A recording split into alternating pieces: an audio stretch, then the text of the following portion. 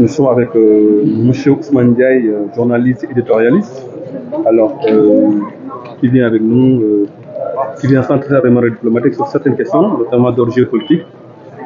Alors, M. Ndiaye, on a vu que vous avez animé tout à l'heure un panel sur des questions en relation entre l'Europe et l'Afrique de manière plus globale. Et aujourd'hui, dans ce contexte, on assiste aujourd'hui à la naissance qu'on appelle en fait du Sud global. Est-ce que c'est une nouvelle, je ne sais pas si c'est une zone géopolitique qui est naissante ou bien, comment cela vous inspire aujourd'hui? Est-ce que cela ne participe pas davantage à basculer aujourd'hui les relations internationales? Je pense que ce qu'on nomme aujourd'hui Sud global est bien plus ancien.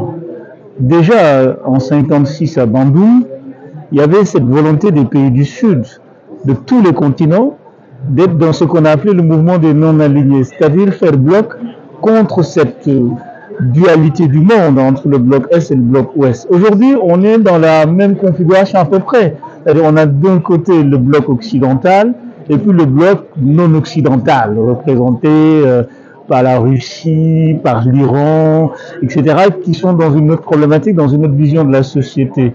Et les Africains se retrouvent un peu coincés entre ces deux modèles. Et on se retrouve aussi, comme dans les années 60 et 50, 70, à être sommé de choisir. Et c'est le refus de ce choix-là qui a fait émerger la notion du Sud global. Et aussi, je pense que cette notion s'appuie beaucoup aussi sur c'est-à-dire cette forme de résurgence des BRICS qu'on a notée. Depuis l'arrivée du président Lula, le retour du président Lula au pouvoir, c'est une donne importante, l'arrivée du président Lula au pouvoir, parce que le Brésil a été une des forces motrices des BRICS. Et depuis son retour au pouvoir, il y a une volonté de réanimer les BRICS, il y a une volonté de nouveau positionnement, ni bloc occidental, ni bloc russe, soviétique, chinois.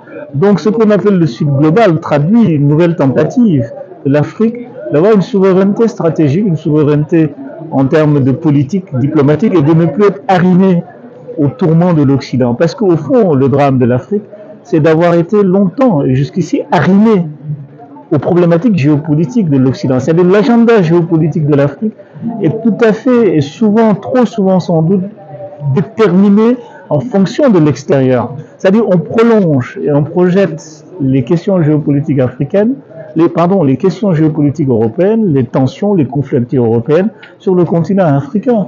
Une bonne partie des conflits ne sont pas nos conflits. Mais on dit aux Africains de se positionner. Êtes-vous pro-russe? Êtes-vous pro-est? Êtes-vous... Voilà, ça c'est une question qui est importante dans le retour. Donc ce qu'on appelle aujourd'hui Sud global, dans une notion d'ailleurs très confuse pour le moment, et quelque part le retour de cette volonté d'indépendance, de cette volonté d'une ligne qui n'est pas une ligne dépendante des tourbillons de l'Occident, dépendante des stratégies de l'Occident. Et cette volonté est très forte aujourd'hui en Afrique. C'est-à-dire, non seulement il y a une volonté de contestation de l'Occident tel que représenté France, États-Unis, etc., mais aussi il y a une volonté de ne pas tomber sous la tutelle de l'autre bloc. Donc oui, je pense que c'est une notion importante parce qu'il redéfinit les relations internationales et appelle à une nouvelle puissance, à l'émergence d'une nouvelle donne géopolitique qui peut aboutir à un monde un peu plus rééquilibré.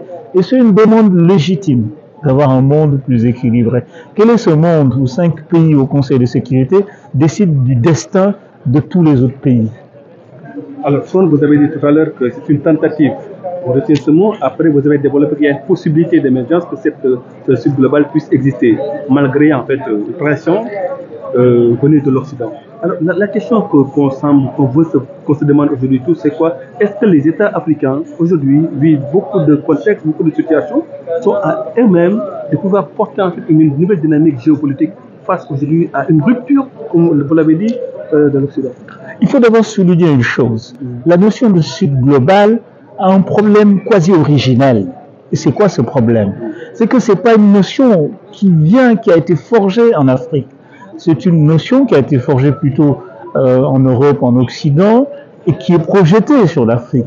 Donc, il faut soit que les Africains s'emparent et mettent leur contenu par rapport à cette notion pour en faire un usage, soit nous la subissons. C'est-à-dire qu'il ne s'agit pas de poser la notion de Sud global comme élément théorique, il faut non seulement en mettre en contenu, mais derrière que ça se traduise par une stratégie.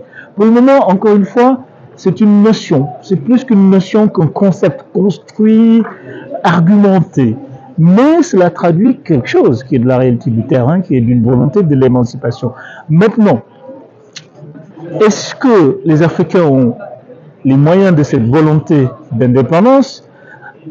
C'est très compliqué. C'est très compliqué parce que quand vous n'avez pas les moyens économiques, quand vous n'avez pas un outil économique que vous dominez, quand vous n'avez pas les outils de votre industrie, quand vous êtes dans un niveau de dépendance du point de vue sécuritaire, c'est-à-dire tant que ces cercles de la dépendance ne sont pas coupés, l'Afrique n'aura pas les possibilités de s'émanciper du point de vue géopolitique. C'est-à-dire il faut voir quand même les situations d'intervention de la communauté internationale en Afrique. C'est-à-dire quand vous prenez une bonne partie des pays africains, il y a des missions des Nations Unies, il y a des interventions des pays connexes. Et ces interventions d'abord touchent à des domaines de souveraineté. C'est-à-dire c'est des interventions militaires. C'est-à-dire on sous-traite notre capacité à défendre nos territoires.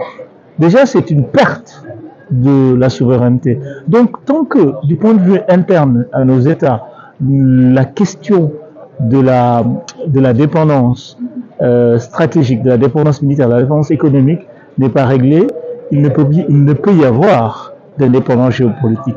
La question de l'indépendance géopolitique est intimement liée à la question de la rupture des dépendances économiques et politiques. Justement, sur cette question d'indépendance économique, on voit que les BRICS, à travers la Banque de Shanghai, veulent en fait changer la donne.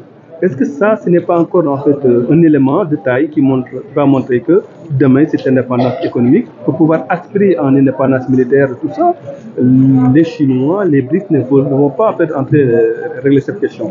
En fait, ce qu'il faut, c'est un outil. Mais dans cet outil, vous parlez de la Banque des BRICS que dirige l'ancienne présidente du Brésil, Dilma Rousseff, c'est un outil. Mais il ne faut pas que cet outil reproduise les mêmes problématiques de la Banque mondiale ou des autres banques. Parce que quelle est la place des pays africains dans cette banque? Quelle est la place des monnaies africaines dans cette banque? Il ne faut pas qu'on remplace la toute-puissance du dollar par la toute-puissance du yen. C'est-à-dire on va substituer une domination économique et monétaire à une autre. C'est ça l'enjeu. L'enjeu, c'est de créer un outil, c'est très bien, c'est un outil qui a été créé, mais il faut quand même que l'outil soit un peu plus inclusif, soit un peu plus équilibré, qu'il tienne compte des intérêts. Et ça, on n'en est pas encore là. C'est l'esquisse, c'est un projet qui est intéressant parce qu'il peut être une tentative pour casser et briser le monopole de la puissance du dollar. Certainement, c'est intéressant, mais en même temps, il ne faudrait pas qu'on substitue une puissance monétaire, une puissance économique contre une autre puissance économique. Dernière question, M. Ndiaye, c'est par rapport au dernier discours du roi lors de la marche verte. Il a parlé en fait d'une nouvelle alliance atlantique avec 24 pays qui sont sur la face atlantique. Est-ce que là, ça ne participe pas à montrer au Maroc que est une figure de proue dans la dimension géopolitique africaine? Quel est votre avis là-dessus? Je pense que depuis la réintégration du Maroc de l'Union africaine, le Maroc a une politique africaine forte et vigoureuse. Le Maroc tente d'avoir un leadership diplomatique. Déjà, le Maroc s'est rapproché de la CEDEAO, a même essayé d'adhérer à la communauté des États de l'Afrique de l'Ouest. Le Maroc développe des relations très fortes au Sahel. On a ce fameux projet du Maroc qui forme des imams comme outil de déradicalisation.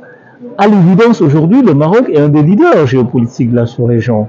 Et c'était pas évident, c'était pas gagné parce que la rivalité avec l'Algérie qui est très présente au Sahel rendait la situation très compliquée. Mais l'avantage du Maroc, c'est une certaine stabilité économique, une certaine politique économique qui est très offensive. Il faut voir quand même que l'outil économique est très efficace comme outil diplomatique au Maroc. Vous prenez les banques au Sahel, dans les pays de l'Afrique de l'Ouest, tout ça, il y a une forte présence du système bancaire marocain, parce qu'on parlait des banques. La Tijari Bank est partout en Afrique, est en train de devenir un des leaders de la bancarisation de l'Afrique. Et donc, l'expansion économique du Maroc est un levier concret et réel de la diplomatie. Parce qu'on ne peut pas faire de la diplomatie qu'avec de la théorie. Il faut de l'action économique. Et l'action économique marocaine est efficace et en trouvant la possibilité de faire du Maroc un lead, non seulement au niveau atlantique, mais au niveau africain. Même si le Maroc, évidemment, se heurtera à ses adversaires historiques que sont l'Algérie, l'Afrique du Sud. Il va falloir voir comment le Maroc va contourner cet écueil dans sa volonté de leadership. Merci beaucoup.